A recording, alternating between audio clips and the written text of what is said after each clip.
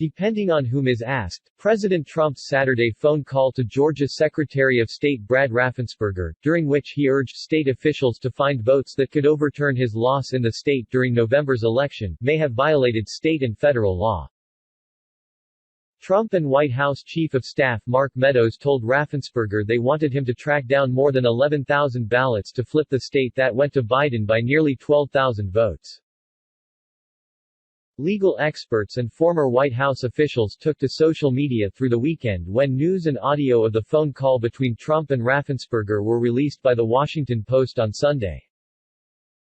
Kim Welly, law professor at the University of Baltimore and author of How to Read the Constitution, told NPR's Steve Inskeep on Morning Edition Monday that it's a crime to request, solicit or ask someone else to say falsify returns or falsify reports of votes, and arguably that's what we heard on the call.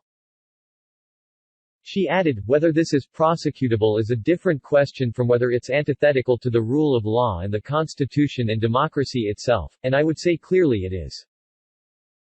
It's very disturbing. Trump. Meadows seek election data. Meadows, who joined Trump on the call, asked state officials to share private election data, protected by law, to help the White House make its case that the election results were fraudulent, a claim that has been disproven repeatedly. You would be respected if this thing could be straightened out before the election, Trump said, referring to Tuesday's Senate runoffs. Trump also appeared to indicate to Raffensperger that he may be engaging with other state officials about election results in other parts of the country. I mean, there's turmoil in Georgia and other places, he said. You're not the only one. I mean, we have other states that I believe will be flipping to us very shortly. Bob Bauer, an election lawyer and senior advisor to President-elect Biden, said Sunday the recording was irrefutable proof of Trump's pressuring and threatening of a Republican official to rescind a state's lawful, certified vote count, according to the Associated Press. Yet for Trump supporters, it's Raffensperger and his team who broke the law despite Trump's legal team repeatedly failing to prove any widespread election law or malfeasance. David Schaefer, chairman of the Georgia Republican Party, claimed Trump, Meadows and Raffensperger were engaged in a confidential settlement conference related to two pending lawsuits the White House filed against Georgia over the election.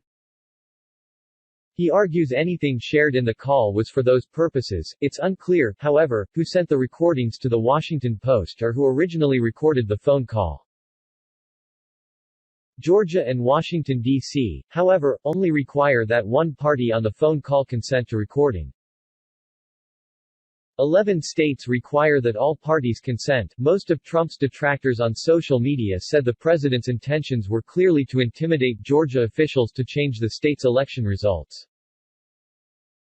His critics argue Trump violated a federal law that criminalizes the actions by election officials or by someone in federal office that knowingly and willfully intimidates, threatens, or coerces another during the election process. The federal code also criminalizes actions that knowingly and willfully deprives, defrauds, or attempts to deprive or defraud the residents of a state of a fair and impartially conducted election process. Former Attorney General Eric Holder cited that federal criminal statute in a tweet Sunday. Michael Bromwich, a former Inspector General at the Department of Justice, tweeted that Trump's best defense would be insanity.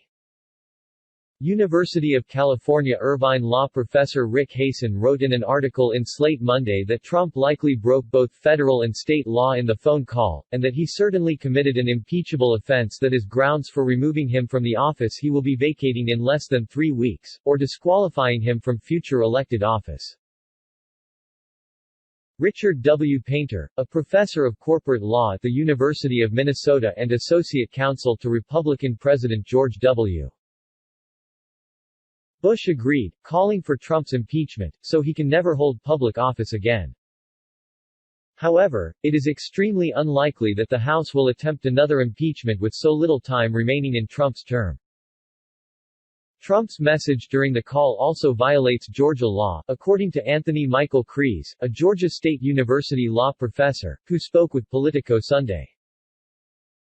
The Georgia Code says that anybody who solicits, requests or commands or otherwise attempts to encourage somebody to commit election fraud is guilty of solicitation of election fraud, Kreese said. Soliciting or requesting is the key language. The president asked, in no uncertain terms, the Secretary of State to invent votes, to create votes that were not there. Not only did he ask for that in terms of just overturning the specific margin that Joe Biden won by, but then said we needed one additional vote to secure victory in Georgia. Chris Krebs, the Republican cybersecurity and election security official hired by and then fired by Trump, called the president's actions un-American and anti-democratic. He said Sunday, an incumbent should never be able to put their thumb on the scale of national elections.